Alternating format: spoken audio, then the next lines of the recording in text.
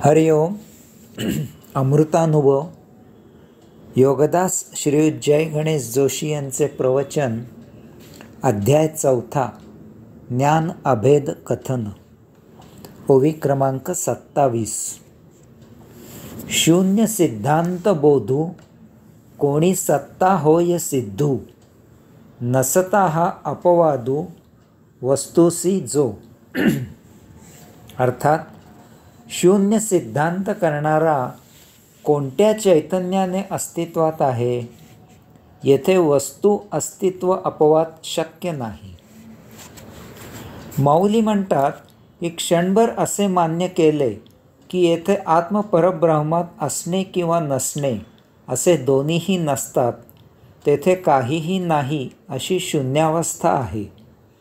तर आता असे जाणणारा असा जो कोणी आहे तो कोणत्या चैतन्याच्या अस्तित्वाने येथे हा शून्य अस्तित्ववाद जाणायला सिद्ध आहे. वस्तुतः या ब्रह्मांडात एकमेवाद्वितीय आत्मपरब्रह्म चैतन्यच फक्त अस्तित्वात आहे. येथे अन्य कोणतेही चैतन्य अस्तित्वात नाही. असे जाणणारा येथे ज्या चैतन्याने जाणत आहे तेच ते चैतन्य तो स्वतः सोडून इतर सर्वांसाठी अमान्य करू शकत नाही. याचा अर्थ ते आत्मपरब्रह्म जरी शून्यावस्थेत असले तरी ते अस्तित्वात आहे हे निर्विवाद सिद्ध होते. ते स्वयंभू आहे, ते कालातीत असून ते सदा सर्वदा असलेल्याच अवस्थेत असते. आता हा मुद्दा समजवण्यासाठी माऊली पुढील ओव्यांमधून उदाहरणे देत आहेत. ओवी क्रमांक 28. मालविता दिवे मालविते जरी मालवे, तरी दीपू नाही हे फावे कवणासी पा. अर्थात दिवा मालवल्यावर जर मालविणारा नाहीसा झाला तर दिवा मालविला हे कोणाला समजले.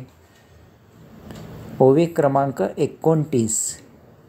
की निंदेचेनी आलेपणे, निदिले ते जाय प्राणे, तरी नीद भली हे कोणे कोणासी पा. अर्थात निद्राधीन झाल्यावर निद्रा छान लागली होती हे कोण जाणणार. ओवी क्रमांक 30. घटू घटूपणे भासे, तद्भंगे भंगू आभासे, सर्वथा नाही तै नसे कोणे म्हणावे. अर्थात घट असताना तो घट म्हणून दिसतो, घट फुटला की तो घट फुटलेला म्हणून दिसतो. तथापि या दोन्हीही अवस्थेत त्याला पाहणारा असावा लागतो. तसे नसेल तर घट नाही असे कोण सांगणार. येथे या 3 ओव्यांमधून माऊलींनी आत्मपरब्रह्म जरी शून्यावस्थेत असले तरी ते अस्तित्वात आहे हे निर्विवाद सिद्ध होते हे सिद्ध करण्यासाठी 3 उदाहरणे दिली आहेत. 1. दिवा मालविल्यावर जर दिवा मालविणारा नाहीसा झाला तर दिवा मालविला हे जाणणारा कोण आहे. याचा अर्थ दिवा लावलेला होता आणि तो मालविला असे सांगणारा कोणीतरी निराळा अस्तित्वात असतो. 2. निद्राधीन झाल्यावर निद्रा छान लागली होती हे कोण जाणणार. कारण निद्रेत देहादी इंद्रियांना काही संवेदना नसतात. याचा अर्थ निद्रा लागण्यापूर्वी आणि निद्रा पूर्ण झाल्यावर एकच एक व्यक्ती निद्रा छान लागली होती असे सांगू शकते. 3. घट फुटण्यापूर्वी आणि घट फुटल्यावर एकच एक व्यक्ती या दोन्हीही घटनांचे वेळी उपस्थित असली तरच तो घट होता आणि आता तो घट फुटला आहे असे ती व्यक्ती सांगू शकेल. अशा प्रकारे नसणे आणि असणे अशा दोन्हीही घटना आत्मपरब्रह्मात घडत असतात. या दोन्हीही घटना त्या एकाच एक आत्मपरब्रह्म चैतन्यामुळे घडत असतात. कारण येथे अन्य कोणतेही चैतन्य अस्तित्वात नाही. यास्तव आत्मपरब्रह्म असते हे निर्विवाद सिद्ध आहे आणि त्यामुळे ते सत्य आहे. असे असले तरीही ते परमसूक्ष्म असलेले आत्मपरब्रह्म सर्वाला साक्षी असते. यामुळे ते या दोहोच्या पलीकडे असते. जणू काही या दोन्ही घटना तेथे घडल्याच नाहीत. बीजामध्ये वृक्ष निर्माण होण्याची आणि त्यात वर्षानुवर्षे कित्येक फुले फळे येण्याची क्षमता असते. तथापि ते बीज फोडले असता त्यात त्यावेळी ती क्षमता दिसत नाही. याचा अर्थ ती क्षमता त्यात नाही असे आपण म्हणू शकत नाही. तसेच आत्मपरब्रह्मात सर्व घटना होण्याची अनंत क्षमता आहे. त्याच्यामुळेच सर्व काही घडते. यामुळे ते असते हे सिद्ध आहे. तथापि ते अदृश्य, निराकार, अरूप आहे. यामुळे ते प्रत्यक्ष असूनही आपण ते प्रत्यक्ष दाखवू शकत नाही. ओवी क्रमांक 31. म्हणून काही नाही पण देखता नाही आपण, नोहोनी असणे नवीन असणे जे.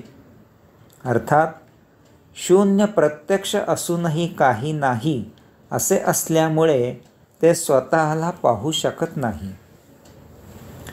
असूनही नसल्यासारखी स्थिती कशी असते याचे माऊलींनी या ओवीत एक छान उदाहरण दिले आहे. शून्य निश्चितच आहे. 4 + 4 बरोबर किती उरते? तर याचे उत्तर आहे शून्य उरते. तथापि तेथे काहीही नाही अशी त्या शून्याची स्थिती आहे. यामुळे आपण शून्य असे काही दाखवू शकत नाही. ते प्रत्यक्ष खात्रीपूर्वक आहे.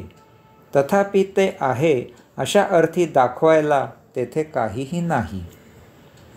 याचप्रमाणे आत्मपरब्रह्म आहे. ते अदृश्य, निराकार, अरूप असल्यामुळे ते प्रत्यक्ष असूनही आपण अमुक म्हणजे आत्मपरब्रह्म असे प्रत्यक्ष दाखवू शकत नाही. अनेकानेक साक्षात्कारींना आत्मपरब्रह्माची प्रत्यक्ष अनुभूती आलेली आहे. तथापि त्याचे प्रत्यक्ष दर्शन होऊनही ते त्याचे साधे वर्णनही करू शकत नाहीत. यास्तव ते आहे हे निश्चित समजून त्याची योग उपासना करावी, साक्षात्कारी व्हावे आणि या भूतलावर सायुज्य मुक्त म्हणून कैवल्यानंदी जीवन जगावे. आता माऊली पुढील ओव्यांमधून फार उत्तम प्रकारे आत्मपरब्रह्माचे रहस्य समजावून देत आहेत. हरि ओम.